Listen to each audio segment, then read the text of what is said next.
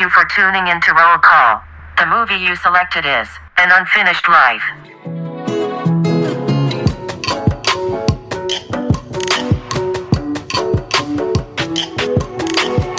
Hey everyone, welcome to Roll Call, the show where two childless millennials gush over movies and follow an actor's journey from their early years through their blockbuster hits. Yes, because if you don't know by now, we miss Blockbuster. We sure do, and I'm wondering, Bria, if any of these rural blockbusters that ever existed had horse parking. Probably, most definitely. I mean, but do we think there was a Blockbuster in this town in this movie? In ye old town of Wyoming.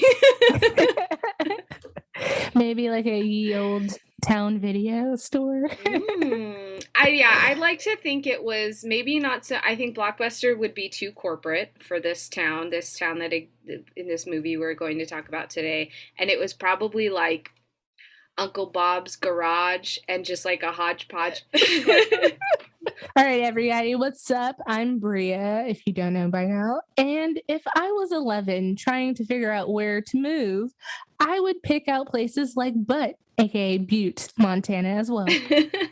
And I'm Simone, and like Griff in this movie, I also will befriend all the cats and stray animals and give them nonsense names.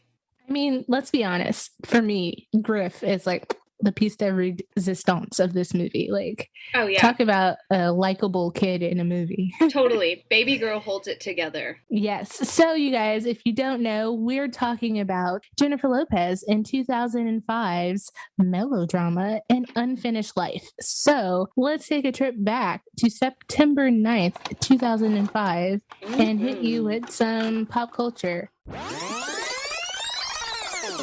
I'm going to try not to be long-winded. I am working on this. So I'm going to start off.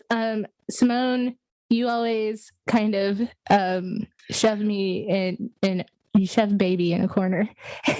And we kind of were supposed to split 2005's pop culture. I couldn't really figure that out. So I just tried to find stuff that I don't think you talked about. I don't know if it's in the latter half of 2005 or the early half. Okay. But I know this one isn't. But I don't think we talked about this. All right. Fuck me up. Blink-182 announced an indefinite hiatus in 2005. All the little angsty kids probably were ripping off their little armbands with that logo on it and their like their wrist gloves. Cuffs. Yes. The like sweat cuffs. Yes. The ones you get from Hot Topic. Oh, hell yeah. Yes. So angst had increased in 2005 probably. Absolutely. Matthew McConaughey. Hey, all right. Our wedding planner co-star and Mr. Rom-Com himself, if you ask me, was voted Sexiest Man Alive. I can see that for 2005, yeah. Yes. The show Weeds premiered, and word to Nancy Botland, because I feel like Weeds should make a comeback because weed is now legal, except for fucking Sha'Carri Richardson, justice for her. Ugh, I know. Just let the damn girl race. Jesus. All right. I mean, the fact that she can fucking zoom and be high or it shows been high how before. Impressive her athletic abilities are. I had a fit of rage this morning when I was reading that. Yes. Give her an extra medal, okay? God. Get out of here. Hey, Snoop Dogg, create the Weed Olympics. I would watch that. Hell, me too, with like a bag of like crunchy Ruffles. I'd be like, I'm invested in this plot line.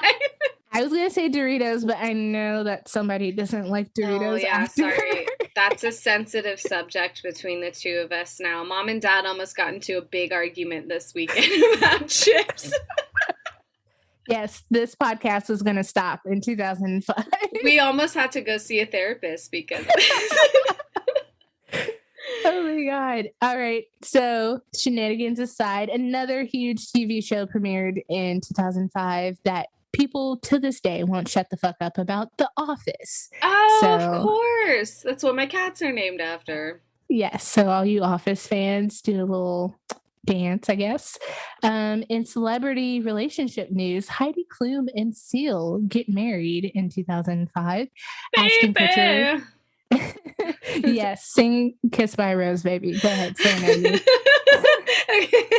Okay, so sometimes when Okay, so in the house it's just me and Kevin, but every now and again we'll get like a random song stuck in our head, and that one of those songs in the rotation is Kiss from a Rose or Kiss by a Rose or whatever. So Yeah. we'll go ba-da-dum ba-dum bum bum bum dum bum ba-da-da. I mean, That's that song is definitely a classic at this point. oh, definitely. Now I'm probably going to be singing it around the house by myself. Baby. All right, keep going, keep going. What else? In other celebrity wedding news, Ashton Kutcher and Demi Moore announced their wedding date, which I found interesting that forgot they would about that. share that information. Yes, but Yeah. they wind up getting married at some point in 2005. Also, in my favorite kind of news, Prince Charles marries Camilla Bowles Parker. R.I.P. Princess Diana, happy 60th Yes. birthday, Happy and 60th, bomb ass queen. statue.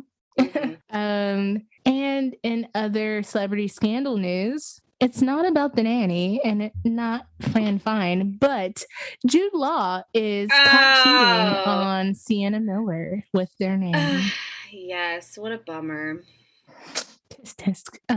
In kitty news, toy news, we get Barbies for Lindsay Lohan, Hilary Duff, and I actually own one of these Barbies, Destiny's Child. You do? I do. And of course, I own the Beyonce Barbie because my mom was like, pick one.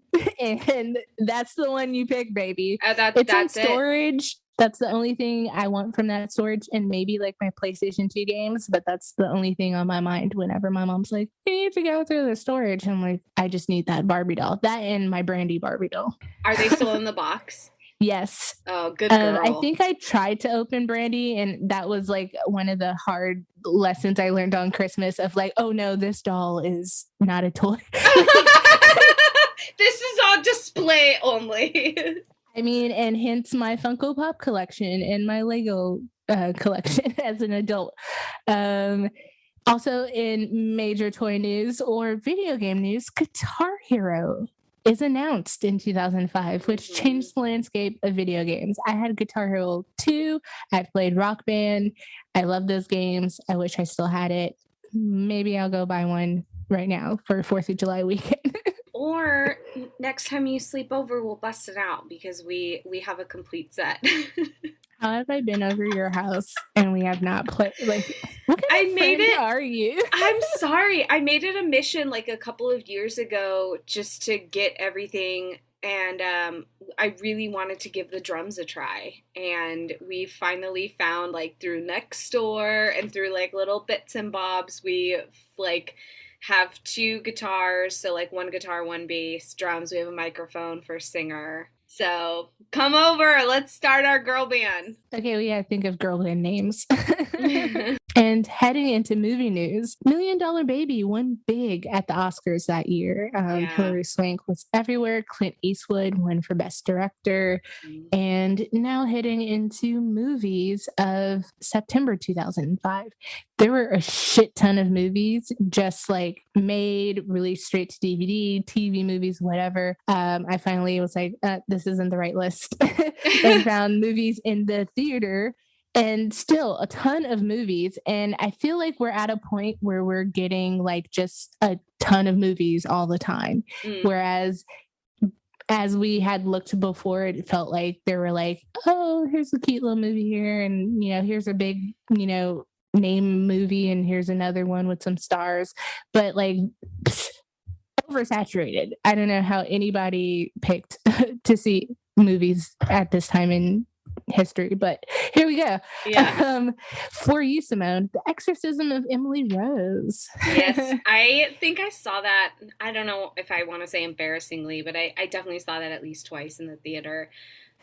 Another big Oscar movie or Oscar nominated movie, Brokeback Mountain came out in 2005. R.I.P. Heath. R.I.P. It was a great movie. Yes, very controversial too, like big major movie touching on gay relationships and such a big topic at that time. Also, we get Heath Ledger and Michelle Williams coupling from that movie. And word to Matilda Rose Leisure for being born of that union. I, for once, have seen a movie on this list in theaters, Corpse Bride. I went to see that in theaters with a friend. So, chef's kiss, Tim Burton, Disney. Yeah. Let's do it. That's a great Another one. big Oscar movie, Walk the Line. One of my favorite music biopics. Yes. And Reese Witherspoon, if she wasn't a household name before that, she definitely was afterwards, which I think she was, but I think people finally took her probably more seriously. Yes. I was just going to say that, because before she was like Legally Blonde, Sweet Home Alabama Reese, but now she's like, oh, she out here acting. Yes. To quote you, but yeah, no, she like really stepped it up, and people are like, oh shit, look at you go. And speaking about she out here acting, the lovely period piece darling herself, Keira Knightley, stars in Pride and Prejudice in 2005. A random favorite of mine, Prime, with Uma Thurman, Meryl Streep, and Brian Greenberg. All right, so I've never heard of this. So since it's a random favorite of yours, can you give me a quick summary? Absolutely. Okay. So basically, Uma Thurman is this divorcee. It happenstance. She's in therapy because she has issues, and Meryl Streep's her therapist. She winds up meeting this younger man, and like, oh, should I not? Her therapist's like, why not? Try it. So she winds up dating him. Turns out it's Meryl Streep's son. And a lot of relationship stuff ensues. It's just a very like cute like movie. Okay. Very simple. Sweet. So, Simone. Yes. Talking about cute movies, let's talk about An Unfinished Life. How much money did this cute ass movie make, and how much was the budget? So it's a great question, Bria. Thank you for asking. I will hit you with those box office numbers. So I'm sure this came up for you because you're a smarty pants, and and I'm like, oh, I got a good fact for you, and you're like, oh yeah, I saw that. So I'm not gonna pretend like this is some secret that you didn't know, but this movie was in the can for a long time, meaning that this movie took 2 years to actually release, and it was a limited release. Once Miramax and like the Weinstein Company just kind of like fleshed it out. And so because of that, not a lot of people actually got the chance to go see it. And due to some of the critics'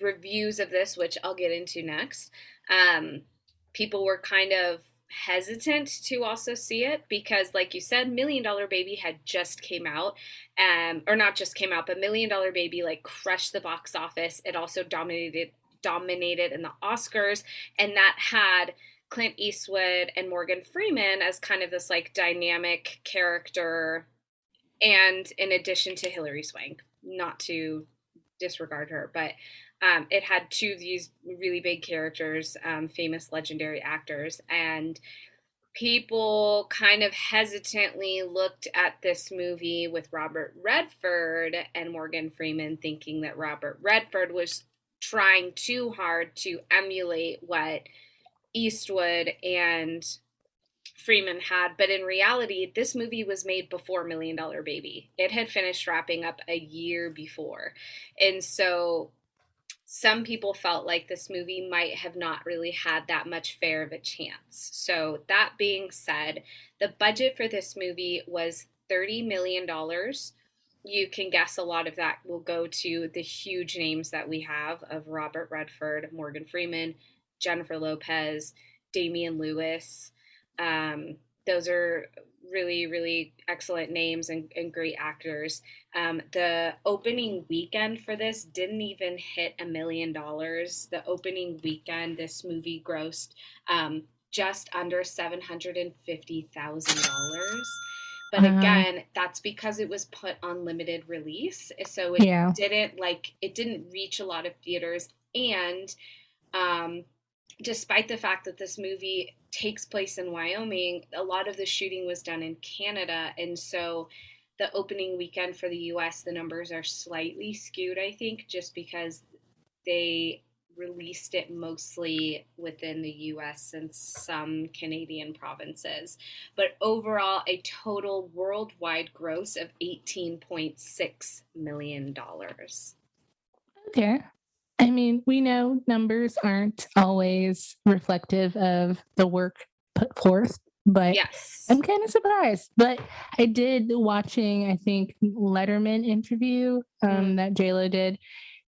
She mentioned that it was like a small release, like, oh, release in some cities and then maybe in more. But okay, I will go with that. I am very interested to hear what our man Lil Raj has to say about this movie. So I'm gonna hit you with my guess. My guess is in the 2 to 3.5 star range. So the safest bet. Okay. I will put my money down on an actual number. I'm gonna say 3. I'm gonna say a solid 3. You're correct. Oh, good job. Yeah, Lil Raj, you know how he gives this like a second title? He always gives like some little quip headline for his review. So the review for this is A Life Worth Waiting For, and he gives this a 3 solid stars. He brings up a lot of interesting points. I'm just going to read this verbatim, and a lot of this has to do with what I had said previously about this movie kind of sitting for a while, but he says, the typical review of An Unfinished Life will mention that it was kept on the shelf at Miramax for 2 years and is now being released as part of the farewell flood of leftover product produced by the Weinstein brothers. It will say that Robert Redford and Morgan Freeman are trying to be Clint Eastwood and Morgan Freeman. It will have no respect for Jennifer Lopez because she is going through a period right now when nobody is satisfied with anything she does. He doesn't feel that way, by the way. We all know Lil Raj has a little softie for J-Lo. He's Lil saying Raj is in the J Lovers Club, which I just found out about. That's what J-Lo fans call themselves. And J-Lo calls them. I want a sweatshirt that says that. I want to say J Lover. Oh my god, that's amazing. He says sometimes you're, and in this, you kind of brought this up last week, Bria, when we were doing Monster-in-Law, with like sometimes you just gotta let movies movie, right? And sometimes you're either open to a movie or you're really close to it. And if you already read ahead of time and you're unconvinced that An Unfinished Life is damaged goods, he just doesn't think that it's going to be like work its magic on you. But he said if you approach the movie with kind of an open mind, then you're going to kind of uncover things that you'll find are surprisingly done really well. He goes on to give a bit of a review. He says that Robert Redford obviously plays an angry old man really well. He always looks for him and Clint Eastwood. I hate to compare the two of them, but yeah, they always seem like they slightly shot their pants and they're really angry about it. Oh, throw Harrison Ford into that too. Yeah, Harrison Ford. Like they're just grizzly, raggedy old man, no pun intended, because this movie has a grizzly bear.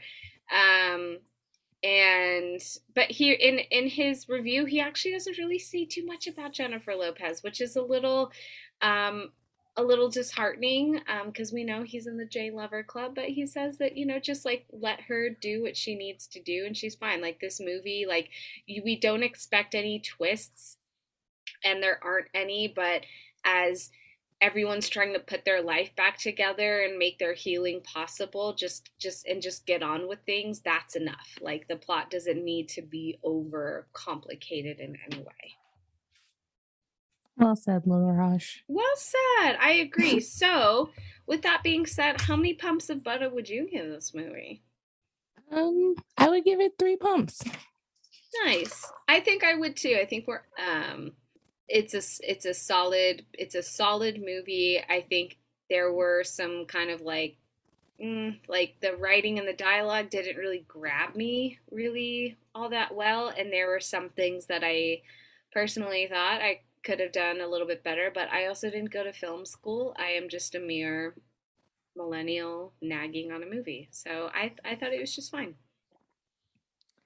I mean, I don't know. I'm not really critical of this movie like I was Monster-in-Law, and maybe that's because I came into Monster-in-Law with high hopes just because of Jane Fonda and the potential for that storyline.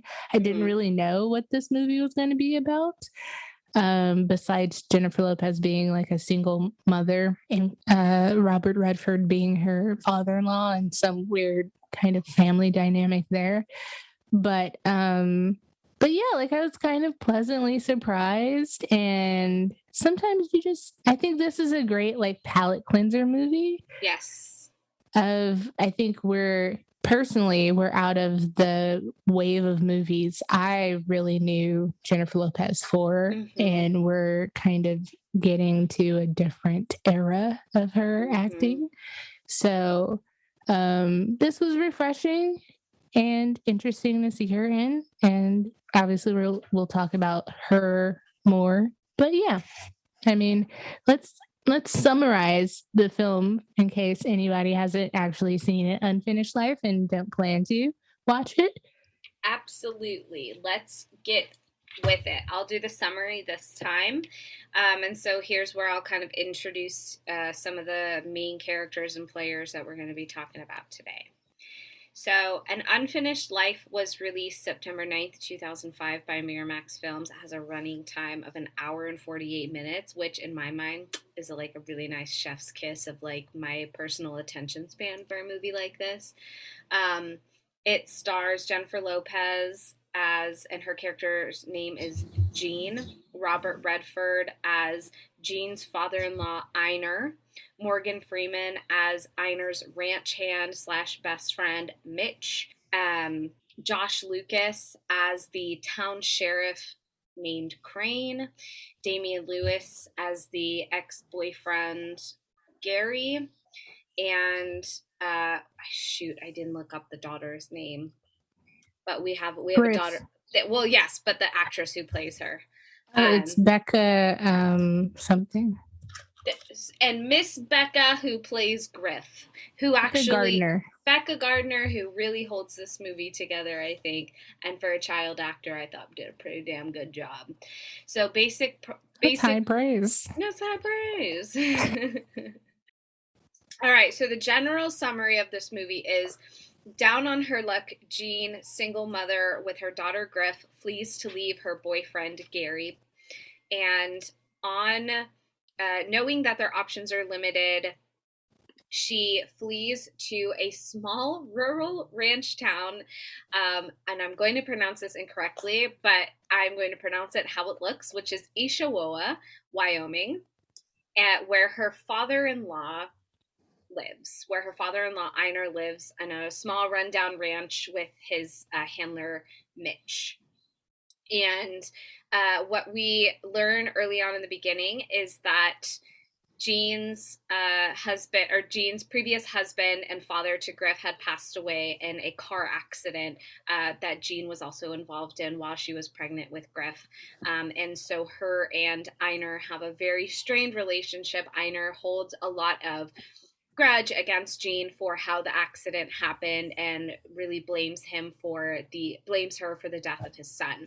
Meanwhile, while on this ranch, Einar and Mitch are doing the best that they can to maintain the property. However, Mitch, about a year previously before the story starts, had been mauled by a local grizzly bear. And so during this film, Mitch learns to forgive the wild animal that so much maimed him and mauled him, while Einar learns to love his daughter-in-law and forgive her, and to begin a budding relationship with his granddaughter that he never knew had. And that's the basic plot of this movie. How did I do? That was beautiful. Thank you. That was beautiful. Brought tears to my eyes. You should write a book. All right. So, going from the summary of the film, I think we should talk about the trailer, because trailers are summaries of a film. Yes.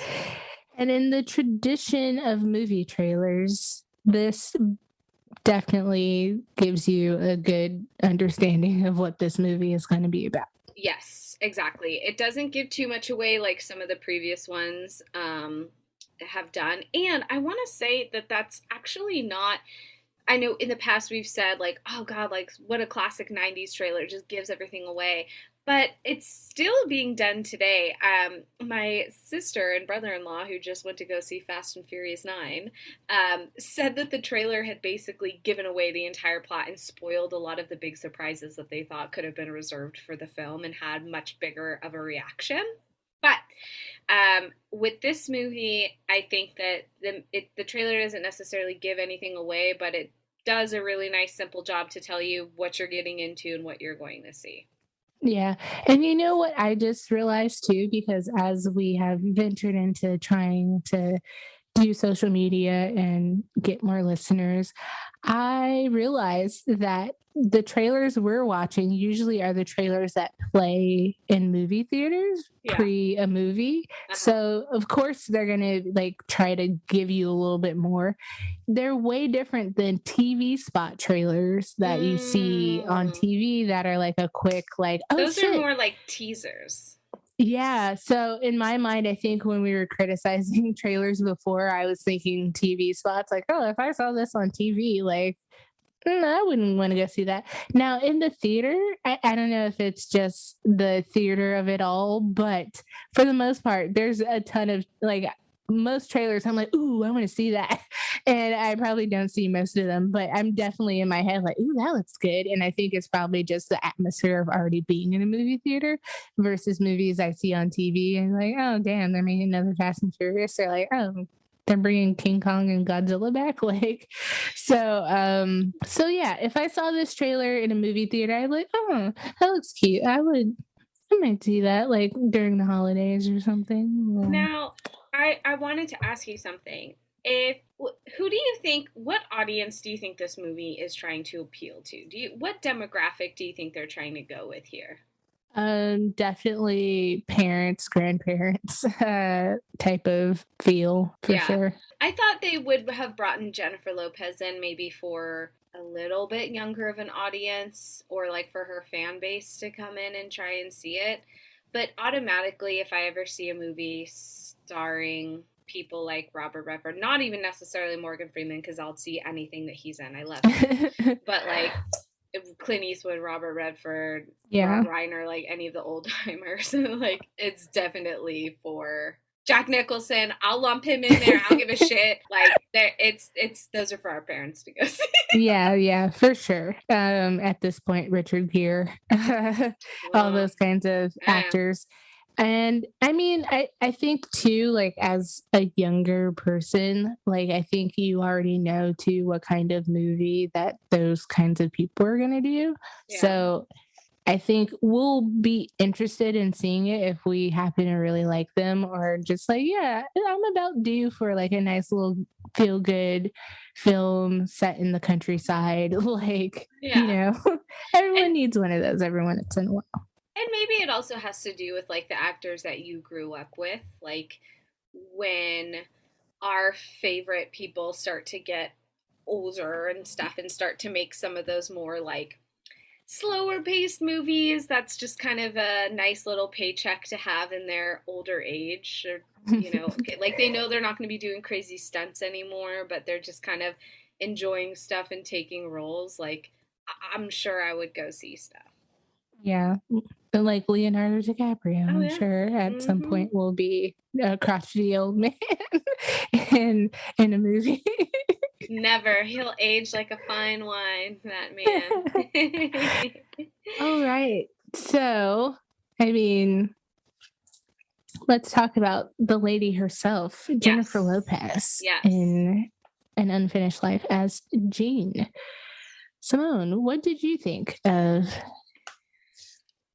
Miss Lopez?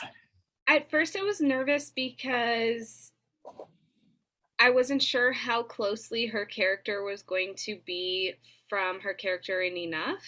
And maybe that's just because of the plot. I know you're smiling. I'm guessing you had the same thought. Well, my first note in my notebook is country enough, very slim / Gracie vibes. Ooh, okay. Yeah, no, definitely. I got a lot of that. I thought her character wasn't as strong as Slim.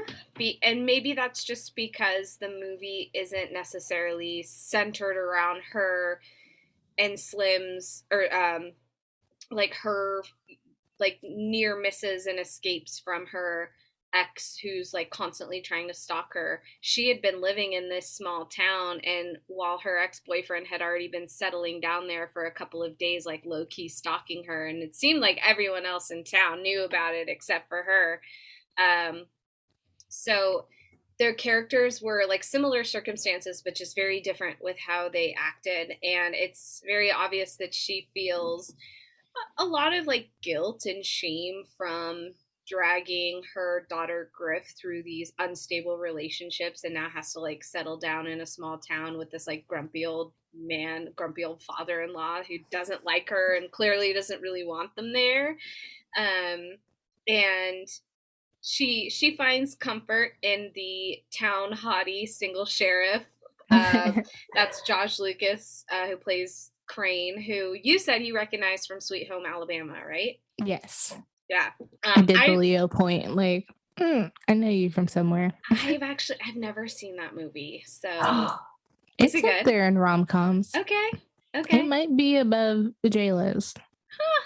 All right. Well, I'll have to give it a shot. But I thought he was like a cute little pretty boy, small town, little sheriff. I don't know, whatever. But little sheriff man. Yeah, I guess the confusing thing, or not the confusing thing, it's you can't take away Jennifer Lopez's accent from New York. And I know that she was trying to do either some kind of a Midwestern or Wyoming or some kind of Western accent, cowboy ranch, however you want to say it. It was there in moments and it was gone in others. And I thought she did the accent in the indigenous accent in U-Turn like fairly decently. But it seemed with this that she was just slipping in and out. So I felt like I would have rather had her character just been like a city slicker who fell in love with the country boy and then their life got turned upside down, rather than having her also insequently be from this town because that's where her parents lived at one point, question mark. That's a plot hole that I was kind of interested in. What do you think? So I did notice the accent slippage and stuff, so that wasn't as strong as it could be. I noted more so that like the accent reminded me of her accent from Selena. And that's why I was like, oh shit. But it definitely was like here and then not there. I don't always hear New York when I hear J-Lo, so I definitely didn't think that, but it was kind of weird in terms of that. I don't necessarily agree about like having her just be a city slicker, because I think part of what helps her character be believable in terms of like being this really pretty girl or woman and having these like shitty ass relationships after her husband dies, and having to be all over the place with her daughter is, I don't know if this is rude and stereotypical, so sorry if this is insulting to anybody, but I feel like is a trait of maybe someone who comes from a smaller town who doesn't really know their worth, or and then they leave that town and are engulfed by a big city or something and realize, oh, I'm not that special anyways. Like maybe she was the prettiest girl in town and then she left, and then it was like, oh, this is as good as it gets for me. So yeah, that's my thought there. That's a really good point. I do think that this movie is more obviously centered around Becca Gardner's Griff. She is like the hub in the story because she ties everyone together. I think Robert Redford and Morgan Freeman's friendship and their two struggles are really the kind of life lessons that we're learning and getting through in this story. I do wish that there was maybe something that Jean was trying to work on, and maybe it was like her dating life and improving that. But she had a few lines where Griff wasn't too happy that her mom obviously fucked the sheriff. And I fucked the sheriff, but I did not fuck the deputy. And was definitely moody, and hashtag I can relate. So just wanting your mom to feel considered in your mom's decisions in her life, because you're a part of her life. And I don't think that she says like, I always think about you. I don't think he thought about her in that moment. But I think overall, of course, she's gonna factor her in, but at the same time, like, also take a step back and like think of why you're where you are now. You're running away from a relationship in a situation that you put both of yourselves in. So let's do better, Jean, this time around. Let's not rush into anything. So I think if this movie was centered maybe more of a like rom-com type of like, small town girl goes back home and gets into a relationship with the sheriff that maybe she used to date back in the day and that kind of thing, obviously it would be more of a vehicle for Jennifer Lopez and for us to see some growth from Jean. But I think she's not that central in this story. Yeah, I agree. But I thought her performance was enjoyable, minus the accent issues. And I mean, at this point, have we not liked any of her performances?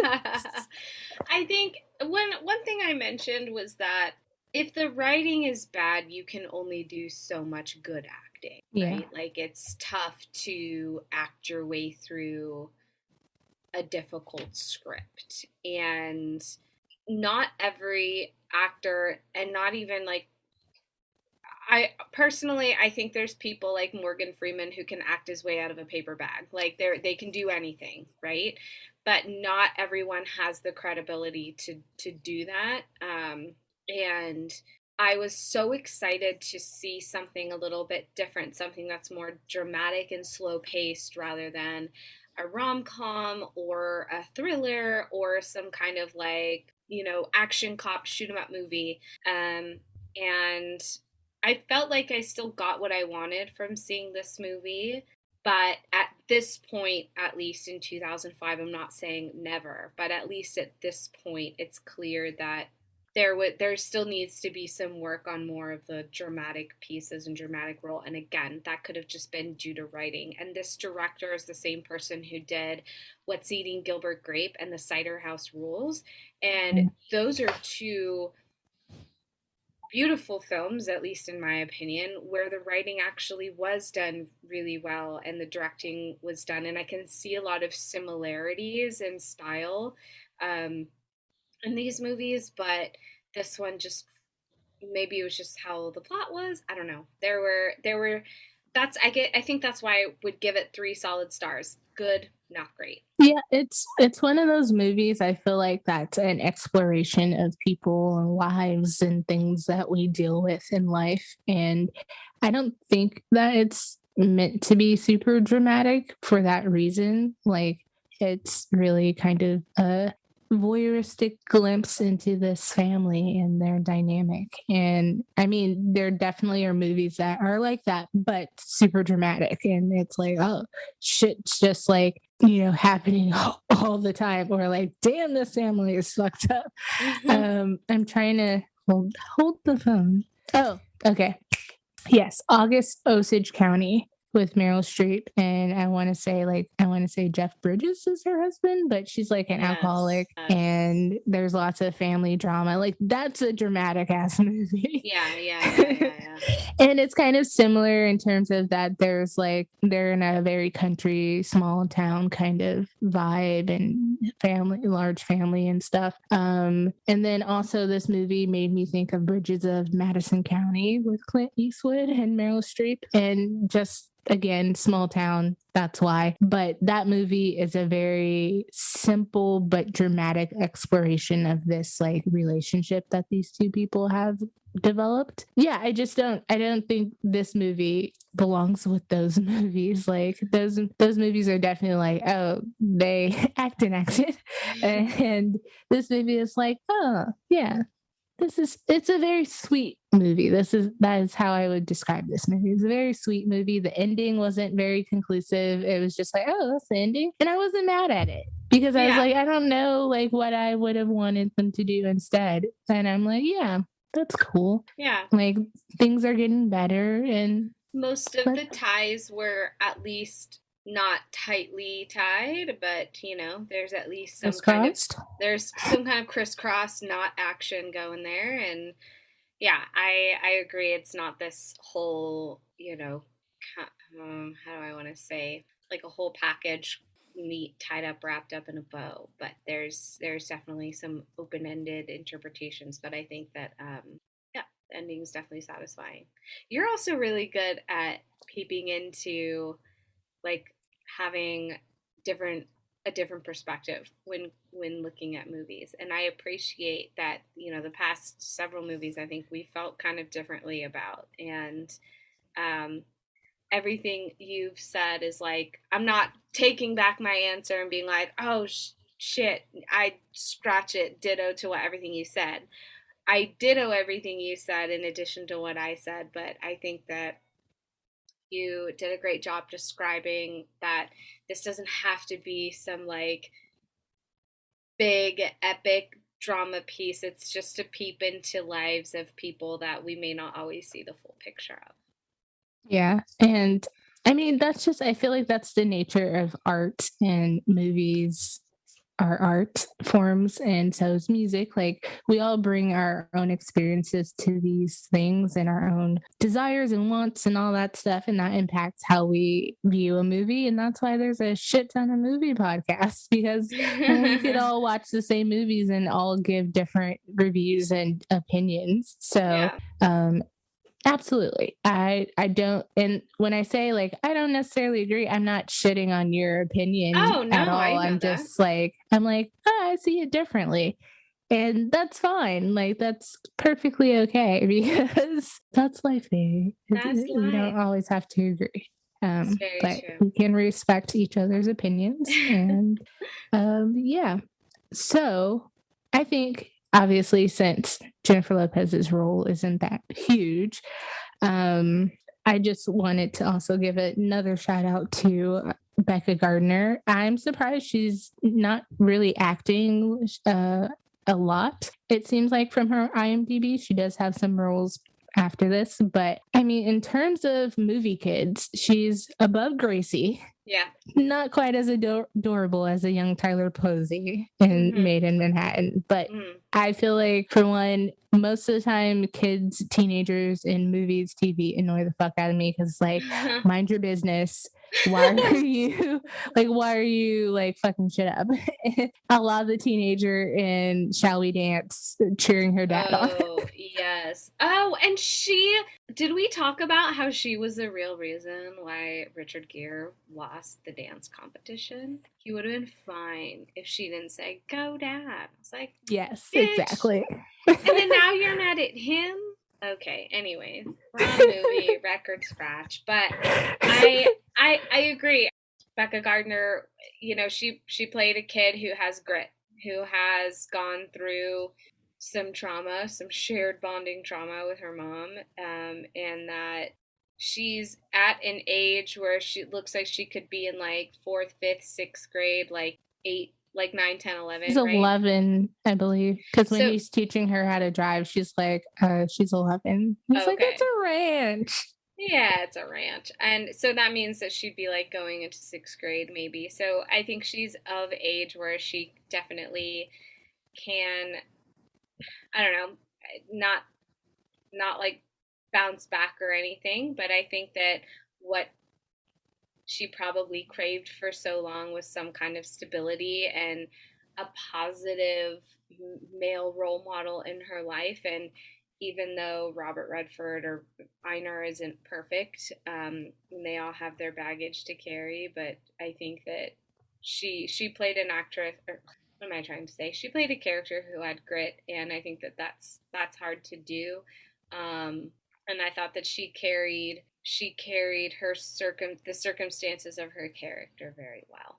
Yeah, I really enjoyed seeing Einar and her develop their relationship. It was very like, damn, that's your grandchild. Like, ease up a bit. Like, you could be Yeah, like, fuck you to Gene all you want, but yeah, goddamn, the kid didn't do anything. yeah. Um, but I really enjoyed that. I loved like seeing them work on the truck together and him teaching her how to drive. I was kind of like, skirt, you are verging on Lou Pickles territory in terms of bringing your granddaughter to this bear situation, but Yes. that worked out. And yeah, so I feel like that really is the central story of the movie. And then even little Becca's presence helps Mitch out, who was mauled by a bear and has been injured and is very, bedridden, not very mobile. And he comes to terms with his injuries and stuff. And he helps Einar also, like, hey, look, you're being an asshole. And I'm the one who got mauled by a bear. Like, get your shit together. Yeah. So thank you, Morgan Freeman, for holding it down. Also, I was kind of like, we might keep this, we might not, but like we just took a trip to Tahoe and I was very like, oh, this could totally be me and Simone in old age. Oh my God, Bria! The first thing I said, I'm sorry, but Redford and Freeman's relationship could quite possibly me and Bria in 40 years. Has nothing to do with race. It just has everything to do with like their cute little like bromance, friendship, living through shared trauma. And like the banter of it all. Yes. I would totally give you a shot in your butt every morning if you needed be. I would too. I'd give you morphine if you needed it. I'd bring you a sandwich and milk. But yeah, and also back to little Griff. I totally thought they might have been gay at first, like because the opening of the movie is him like rubbing down his back. Okay, and, like Brokeback Mountain 40 years later.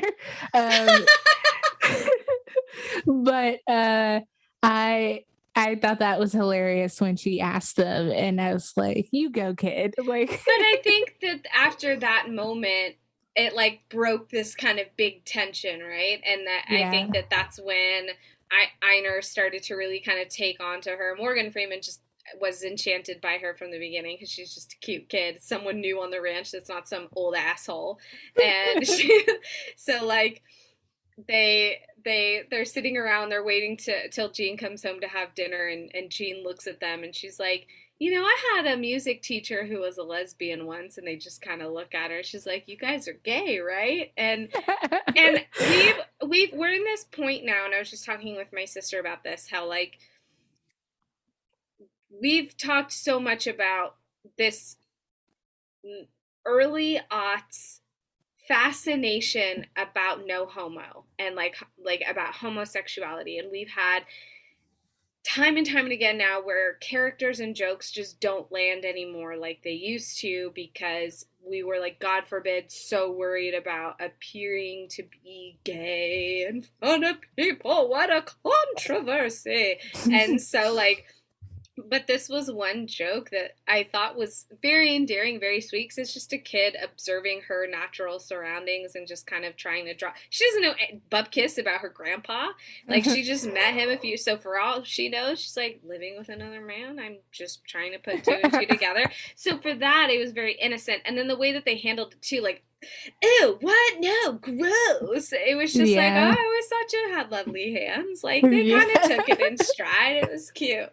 Yeah, they definitely weren't like, they were just like, no, but I mean, totally understandable. And I have known you for a long time. You do have nice hands. So, I also also thought it was funny when Einer asked Jean if she was fucking the sheriff for sport or for protection. That was just like, ooh, okay, we go in there. Spicy. And as the resident sex scene expert, I must point out that there is a cut sex scene in order to get the movie rating down to PG-13. They cut the sex scene in the truck, which to me was very obvious. I was just like, why even go there if we're not going to go there? It's so small that if you blink, you'll miss it, because she asks the sheriff if she could, Jean asks Crane if he could give her a ride home. Then she's like, kind of doesn't want to go back because, again, she's not really wanted there in that situation, and she's probably looking, might be a little horny, and she's just like, hey, like, you don't have to take me home right away, and I'm only going to be here for 3 weeks. I'm not looking to fall in love. And then it, like, cuts to ambiguous figures in the back seat of the sheriff car. In the backseat of the sheriff car, and like some moaning and stuff, but it's like, again, you blink, you miss it. It's implied. I think most people will get it, but yes. So, fun fact: I was watching interview clips, and later on Watch What Happens on Bravo with Andy Cohen, he asked Jennifer Lopez, he's like, who's your best on-screen kiss, and like, who's the worst? And so she was very kind and was like, I don't think there are like any really, really horrible ones. They're not great to begin with. But like, surprisingly, my best one, I did a movie called An Unfinished Life, and me and Josh Lucas had a sex scene, and afterwards I was kind of like, oh, that wasn't bad. Like, so this was highly rated on her. So I was kind of a little miffed that we got denied even a little like makeout session of I'm whatever kind of the scene too, was. because if it's good enough for her, I'd at least like to see it. Yes, release the director's cut, please. I'm also surprised that they were aiming so hard for a different rating, given that this movie was not widely released. And then on top of it, the age, like the target age of what I would think who would go see this movie. Like grandma and grandpa are like, oh no, it's rated R. I don't know about that. I was going to maybe say that elder people, some tend to be a little bit more conservative, and so if it had an R rating, they might be like, maybe they thought it'd be too violent or too much cursing. I don't know. It's, to me, it makes sense to take it out.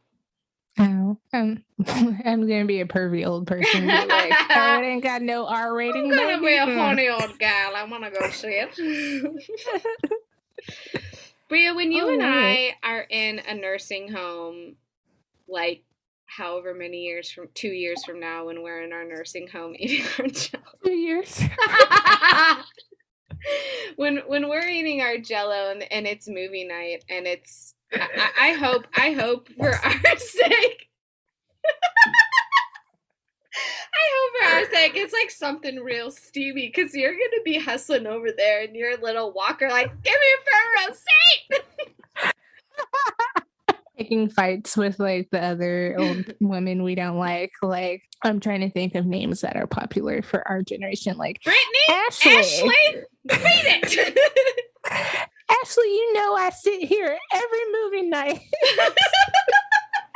And I don't, you don't have Snapchat, but I've definitely used the old filter. You sent a there. picture to me once, and I was like, don't ever do that to me again. I just look like my mom, really. I look like a lighter version of my mom with a septum piercing. And I'm like, hey, this septum piercing is staying. So so is my nose. So yeah, I'm gonna be waving you down. I'm gonna get the seats. I'll have my big jumbo butter popcorn. I'll be like, Bria, I'm down here. I got the butter popcorn. And then we're gonna be like, ooh, Ethan, you could come scoot a little closer. Don't lock your wheelchair wheels so far away. It's going to be so bananas when millennials go into a retirement home, because we all just explode by then. Oh, dear Lord. Because we don't have like the Gertrudes and the Frannies and like those great old-fashioned names that we used to, or sometimes still do. But anyways, blah, blah, blah, It's blah, like blah. ironic now It to is. have a older school name, but Yes, it's very ironic. wait till Gen Z or Gen Alpha gets in there and all the Kayleys, Brayleys, Bentleys. Oh my God, the Bradens. Ugh. The Bradens are going to be the one taking care of me, and that scares me because. Oh my gosh, yes, But absolutely. when I'm fine being a Miss Samshon, but when people like just miss me or ma'am me without knowing me, I'm just like, it's a cut. It is a cut. Especially when I don't feel like we're that far off from each other, like in terms of being missed and ma'amed. Like, I don't do that unless like you could have a kid my age, like Yes. in terms of that. And all right, back to this shitfest of a podcast. Let's do it. Should we start comparing this to other roles? Do we want to talk about if this kind of holds up to today? Yeah. So I mean, quickly comparison obviously is straight up like country enough, but with more heart and more of a story behind it. Yes. Or not a story behind it, but definitely more heart and very family and forgiveness oriented, not so much dramatic, like trauma thriller movie. Yes. It would almost be like if Slim met up with her estranged father Jupiter and he took her under her wing and tried to like protect her in some weird way. But yeah, I totally get you. It is a country bumpkin enough. And I just want to say too that I think Griff's age helps a lot, that she's not as young as Gracie was. And I know that other people were definitely like, oh, Gracie's so annoying. And I mean, she's a little kid. So yeah, she's gonna be annoying. But Griff's like old enough to like kind of, like you said, have her wits about things and be a little more into the storyline and doing stuff. On that note, do you think this movie holds up today? Like 16 years later? I think it does. Yeah, it's crazy. I think it does. I think that this movie could easily have been really, like, let's say if Miramax was like, hey, we have this movie from 2005 we're going to release. From 2003. Yeah, from 2003, actually. Fuck. So it's not even 16 years old. It's 18 years old. If that's the case, it's a full-fledged movie. It's an adult movie that can buy porn and cigarettes. I think if this was released today, I don't know how like better the box office numbers would be, but receptive, I think it still would have done just this amount the same. You know what I mean? I think it would have been fine. I'm gonna go on a limb here and say that they don't make movies like this anymore. Okay. Like these movies are very few and far between. So part of me feels like it would do better. Yeah. I also feel like this seems like maybe it's just Robert Redford and the Sundance of it all. But this definitely seems like a film festival darling type movie. Yeah. That you would see at maybe a Sundance or something and be like, oh, that was very sweet, like cute movie. And makes sense why he is in this movie.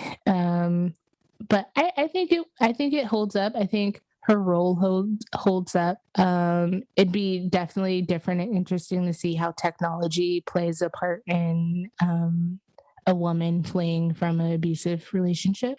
Oh yeah, that's a good point. Yeah, we didn't really see any cell phones. We saw a landline, but we didn't really see cell phones much, which is kind of cool. Yeah,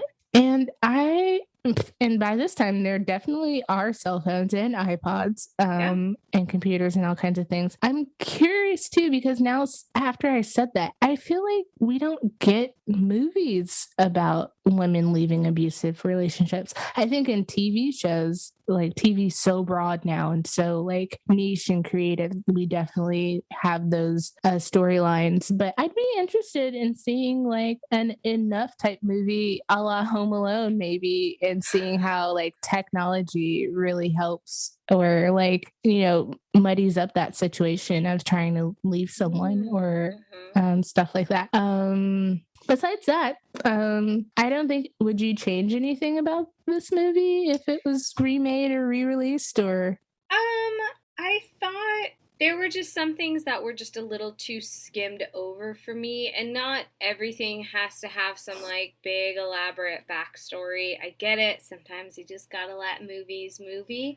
But I thought that it was a really interesting plot point to have Jean's parents be from this town in Wyoming, because at one point Jean and Crane go to her supposed childhood home, or at least from where her parents lived at one point, but it's abandoned, it's empty, and there's this kind of like bypass freeway, and Crane makes a statement, "Oh, I remember her ex her first, what was her husband, Griffin. I remember Griffin. Mm-hmm. He was like a year or two younger than me and from high school." And obviously it's a small town, so I'm like, so if that was the case and people knew that at one point Jennifer Lopez, who in my opinion I think has an unforgettable face, is very recognizable, 10 years later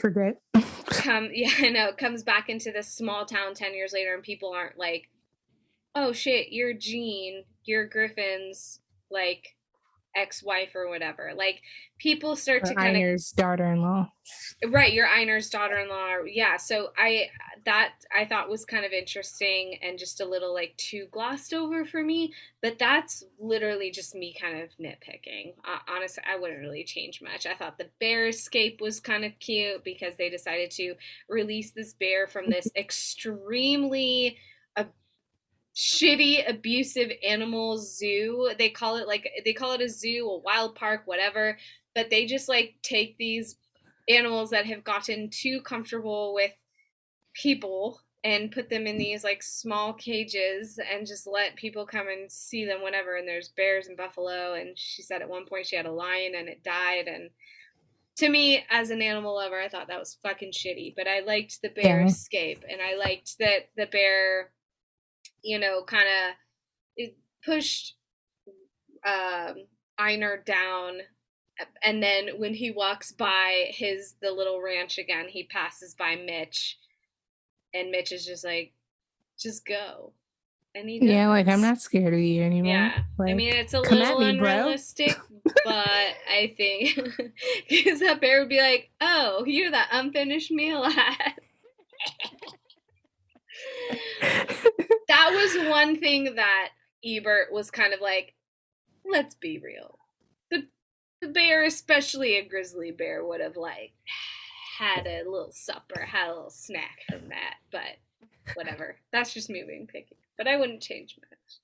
Yes. I mean, I can see where you're coming from with the Jean is from here, but it doesn't seem like she is. Like, she doesn't have any like friends that maybe still live there or anything, or yeah. I don't know, maybe her whole generation was like, "Fuck this town," and left. So there's no one she has roots with anymore, or somewhat of a history.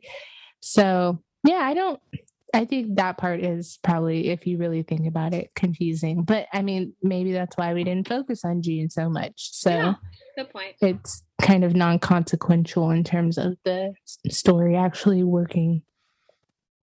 But yeah, I have go ahead. I was just gonna say, I feel like this movie, like, it's sweet and stuff, but I could have turned the knob up a little bit on like little heartwarming moments. I think they were there, but I don't think they were like punched enough to be like, oh, like, whereas there's definitely movies where just like, oh, that's so touching. Uh-huh. And I think this movie is in that lane, but it doesn't go there, so you don't really get that emotion. Really, you're just like, oh, but not quite like, oh. Anyways, I get you. It doesn't like totally. It tugs on the heartstrings. It's heartwarming, but not. It's not homeward bound heartwarming. You and your animal movies. I can't even like talk about that movie for more than 30 seconds without having a total breakdown. Anyways, Bria, how would you rather for this one? Okay. Don't sound so damn defeated. Okay, but that's because in the timeline of this weird universe of podcasting, we have released U-Turn. Yes. And that Would You Rather was like our first and very out there. So I'm just like, oh boy, okay. Hopefully, since this movie is pretty like tame, your Would You Rather would be pretty tame. It's pretty tame. Okay, I have two questions. One's a would you rather, one's a general question based on very niche conversations that happened in the movie.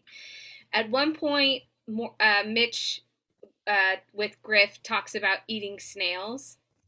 And then we also know that Einar works on a small ranch where he milks a cow, and then in the very beginning we see him drink a cup straight from the tit. So Bria, would you rather eat a snail or drink a cup of milk?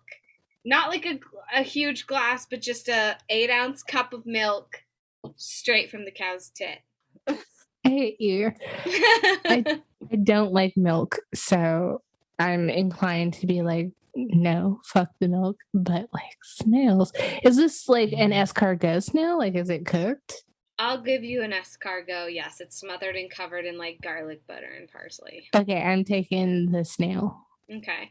Now, and then Griff does follow this up by saying her friend ate a moth. Do things change when it's a whole moth versus a cow tit milk? Is the milk cold? Or no, is it it's warm? straight from the tit. So it's like it's body temperature warm. I don't know. I feel like I would gag for both. like the snail being escargot, I could be like, oh, I really want to go back to Europe. I have this fantasy of maybe getting married in Paris if that ever happens for me. So I'm like, what? I'm just going to be a little French today and try the snail to precursor my Paris trip. But a moth, like, there's like legs and wings and things. There's a lot of pieces involved. I don't fuck with milk. Like, I was never one of those kids who's like, ooh, a glass of milk, or like, I will eat cereal with milk. I will cook with it, but like straight up by itself, like, no. And like even milk and cookies, like I will dip the fuck out of some Oreos into milk, but I'm not drinking it afterwards. Like it's going in the sink. So like warm milk does not entice me in any kind of way. It's warm and chunky. It's unfiltered. It's unprocessed. Oh my God, you're going to make me like gag now. Okay, all right. So then my follow-up question to that, at one point, this one's safe. Torture. Don't this worry. Is like Simone's Fear Factor. I'm Joe Rogan, bitch. Just kidding, he sucks. But all right, this one's safe, don't worry. At one point, Jean is cooking dinner. She's like busting plates and putting stuff away. She breaks a plate. Einar gives her a hard time. He goes, what if that was my favorite plate? She goes, it's just a plate. I'll replace it. He goes, yeah? What if that was my favorite plate? And that got me thinking, I actually have a favorite plate. Bria, do you have a favorite plate? Yes, I have a favorite plate, but it's not breakable, so I'm not. And, at that point, things are things, so. It's true. Things are things. Things are. What's your favorite plate? I'm guessing it's a Disney plate. So it's actually at my parents' house. They have a set of like green, yellow, blue, purple, and orange plates, and there's 2 of everyone. So at one point, yellow's my shit, and so I usually always eat off of the yellow plate. And at one point, I think in high school, I dropped one of them and they broke. So there's only one yellow plate, and so oh no, it is no. It is coveted that whenever I have a meal at their house, they always save the yellow plate for me, which doesn't feed best into my OCD tendencies, because it almost got to the point where I was like, if it's not on the yellow plate, like, what's the fucking point? And I'd have to like get like whenever we'd have like Passover or some kind of holiday dinner where multiple people were over and we'd have the table set, and if someone else sat in the chair that had the yellow plate because they didn't know, I would be like, but because we were raised to like not question adults, I was just like, it's fine, they can have the yellow plate. And like I'd be dying inside. So my yellow plate is my favorite one. That's at my parents' house. Anyways, Bria, so in speaking of plateware, what snack spread and cocktail might you pair with this movie? I'm terrible at this. This is definitely your time to shine, but I'm going simple. I think Jean was serving at some point like a chili Yes. at the diner. Mm-hmm. So, in word to Jessica's can of chili. That single lone can of Hormel's that I don't think ever got eaten. Word is that till this day when this podcast airs, it still has not been eaten. I bet. I'm willing to put money on it. Our friend bought a can of chili to Tahoe and did not eat it on the trip. So we're betting that by the time this airs, it's still uneaten. But the chili, I was like, ooh, even though it's getting to summer, this is definitely to me a like fall type winter movie, September. So I'm like, ooh, this movie would go well with a bowl of chili. Also, word to Chessie from The Parent Trap. And I'll take whatever bottle Einar did not finish drinking from in his fit of old man angst. Yes. Before we started recording, I almost thought, I was telling Bria that I thought that bottle resembles Manischewitz, just the general shape of it. So for a second, I was like, oh, damn, okay, we got some Manischewitz up in here. And that is, for those who don't know, it is a Jew wine. It is served at like Sabbath and Shabbat, which she can say Jew thing. Like that because she's Jewish. Thank you. Thanks for the comment. It is a wine typically served at a Jewish household for Jewish occasions, and it's sweet as hell, but also extreme. Like it's 14% by volume, so that bitch sneaks up on you. Sheesh, that is like it's like the Jewish Earl Stevens wine, honestly. You got to come up with like a Earl Stevens Jewish name for it. I feel like Earl in itself sounds Jewish. Anyway. Earl Yamashon wine. Well, Manischewitz on its own, it's like, it's its whole thing. It stands alone. For me, for my cocktail for this one, I'm going whiskey sour, because I just like to think that there's some kind of whiskey in that bottle. I'm stereotyping because it's like Midwestern ranch. And my snack / spread for this is going to be brought to you by White Wonder Bread and Hellman's mayonnaise and French's mustard. Like I'm going like a classic white bread sandwich. For me, I'd probably go like a tofurkey, but I would also maybe do just like a big old PB&J with a side of chips. Like they kept it very simple, and many times Griff would bring Mitch a sandwich and a glass of milk, and I'm not fucking with milk for a cocktail, so I'll go sandwich. And Bria also brought up this good point on our trip that we had last weekend, that a sandwich just hits different when you are out on the water all day, or like when you're out swimming. And shout out to those who like make a good old-fashioned sandwich with just cheap shit bread, slap some crunchy chips on there, squirtle yourself. Your mouth bread. Sticks to the roof of your mouth. Ugh, so good. That's like the epitome of summer cuisine.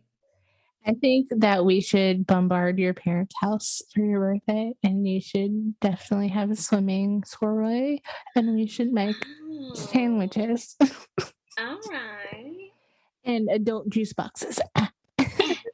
Okay, Frenzia. Oh, that would be a good sponsor. Frenzia! Bucks wine is better. Oh my gosh. All right. Well, I mean, usually that's how we wrap this up, is talking about food and drinking. So we're gonna wrap this up. Let's wrap it up. Sheesh. Thank you all so very much for listening to this week's episode, and to the people who've stuck with us so far, please come back for another episode of the Great Value version of Inside the Actor Studio. Yes, and please, if you like us enough to stick around, take another deep dive down this IMDb rabbit hole with us as we discuss feature-length film El Cantante. Ew, and on that note, if you've got nothing better to do, go figure out a theme to watch a bunch of movies you've never seen. I'm your host, Simone. Please subscribe to this blessed mess. Leave us a like if you're into it. And check out some wicked cool artwork on our social media account. Bria, hit us with those names. Yes, I'm your host, Bria. And please follow us on @RollCallPod. That is ROLECALLPOD on Instagram, TikTok, and my favorite, Twitter. I am definitely behind most of those accounts. So if you are interacting with them, it is me you are interacting with. Mm-hmm. And, just wipe off those buttery fingers. Give us a review. We're welcome to some constructive criticism. Please don't criticize us for anything we can't control and definitely don't have the money to fix.